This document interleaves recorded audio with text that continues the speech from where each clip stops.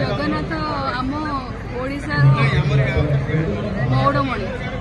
तो आम जगन्नाथ को आम देखापी बहुत लोकंर बहुत आशा उत्कंठा लगी अच्छी तो आम जापारूना कारण आमर परिवार भितर रहीकि आम देखी पारूना आम ये गोपीनाथपुर एमती गोटे भल ठाकुर 24 प्रकार वेश रखि आम निजक धन्य मन कर ठाकुर एत प्रकार वेश आम के कौट देखा जदि आम बेले बेले जाऊ पूरी देखा भाई तो गोटे दिन वेश देखिए आम ये वेश आम के कौट देखना देखिए बहुत खुशी लगुच आत्मनिर्भर लगुच आम है भट्टिमुंडा लोक कारण आम भट्टिमुंडार जगन्नाथ आम केशव कंसारी जगन्नाथ केशर आम बंधा केशव कंसार जेहेतु आम है घंटा सेवक आम आम घंटा न बजले रथ चले ना तो आमको बहुत खुशी लगे जगन्नाथ जेकोसी तो पर्व पूजा हुए सब से आवेलेबल था तो सेवक आउ ये न था सेठिकी जाएंगे तो करके आसती घंटा सब घंटा बजाई आसती आमको बहुत भल लगुच देखिकी आ 5 दिन है आम भी आसिक देखी देखिकी जाऊँ ठाकुर एमती मसे मास धरिकी पड़े समस्त भी आसिक देखी देखिकी जी एमती ठाकुर सब बड़े एमती हो जय जगन्नाथ।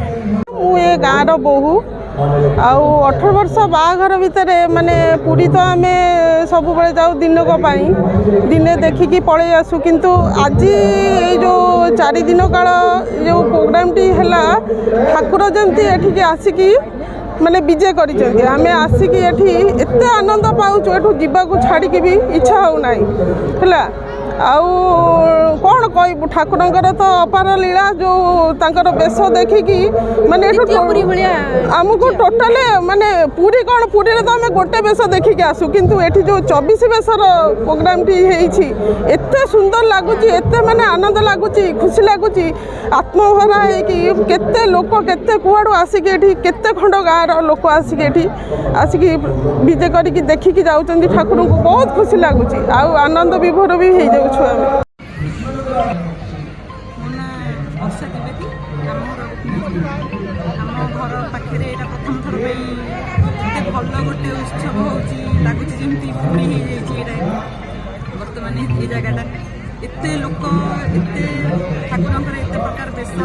24 प्रकार बेश बहुत खुशी लगे। विकास चंद्र दास पंचरात्र महोत्सव कमिटी एवं 24 बेश कमिटीर मु सभापति अच्छी गोपीनाथपुर आज आज हूँ चतुर्थ दिवस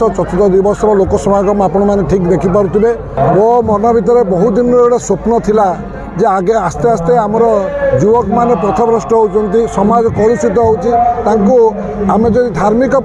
भीतर को न आनिबा ताल अल्प दिन पर समाज नष्ट हम यहाँ गोटे मोर बहुत दिन चिंता को साकार करने गाँव ग्रामवासी मानू सांग मानू समस्त कहीकि अल्प दिन भितर यहाँ को आम आलोचना कर विधि भाव में निष्पत्ति नेलु जे जगन्नाथ चेतना समस्त उद्भिद कर समय एवं आम समस्ते एक मन एक प्राण नहीं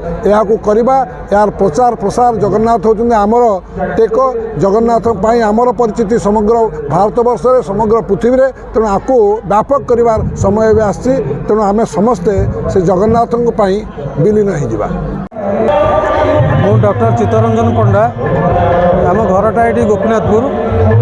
मु ए जो कार्यक्रम चली तार उपदेष्टा भाव में कार्य करुँ तो आम चिंता कलु जे अन्य जगार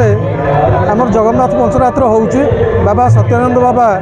आसी प्रवचन दौरान स्कंद पुराण विषय में लोक मैंने अवगत होउचंती तो आम यहाँ भाविलु जे आम गाँव जदि हम तो आम गाँव लोक मैंने एथिरे अवगत हो पारे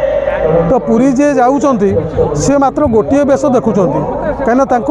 24 बेश जो गोटाक वर्षकर 24 बेश होउची समस्ते सबु समय जाइकरी ताकू दर्शन करि पारु नाहंती तेणु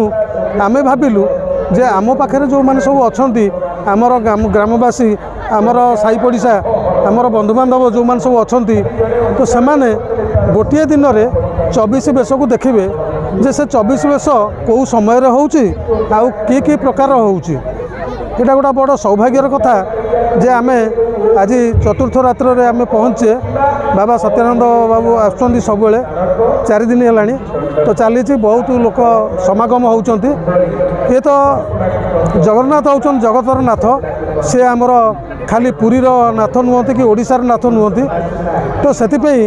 ଏ ସର୍ବଧର୍ମର ସମନ୍ୱୟରେ ଏ ଜଗନ୍ନାଥ ହେଉଛନ୍ତି ସର୍ବଧର୍ମର ପ୍ରତୀକ। ତେଣୁ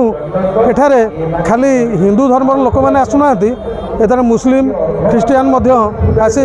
ଏଠାରେ ପ୍ରବଚନ ଶୁଣୁଛନ୍ତି ଏବଂ 24 ବେଶ ଦେଖିକିରି ନିଜକୁ କୃତାର୍ଥ ମନେ କରୁଛନ୍ତି।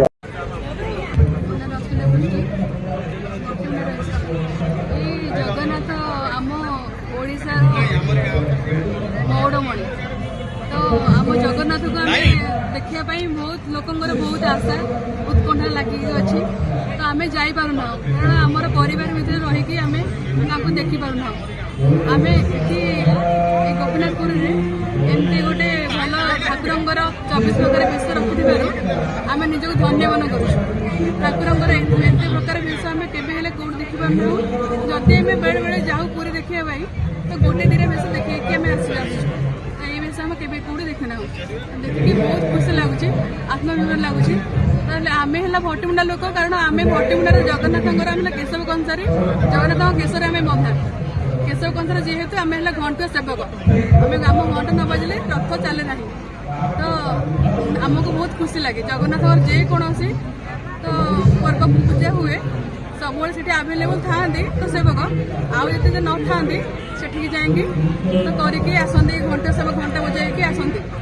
ଆମକୁ ବହୁତ ଭଲ ଲାଗୁଛି ଏଠି ଦେଖିକି। ଆଉ 5 ଦିନ ହେଲା ଆମେ ବି ଆସିକି ଦେଖିକି ଯାଉଛୁ। ଠାକୁରଙ୍କର ଏମିତି ମାସେ ଧରିକି ପଡ଼େ, ସମସ୍ତେ ବି ଆସିକି ଆମେ ଦେଖିକି ଯିବେ। ଏମିତି ଠାକୁରଙ୍କର ସବୁବେଳେ ଏମିତି ହଉଥାଉ।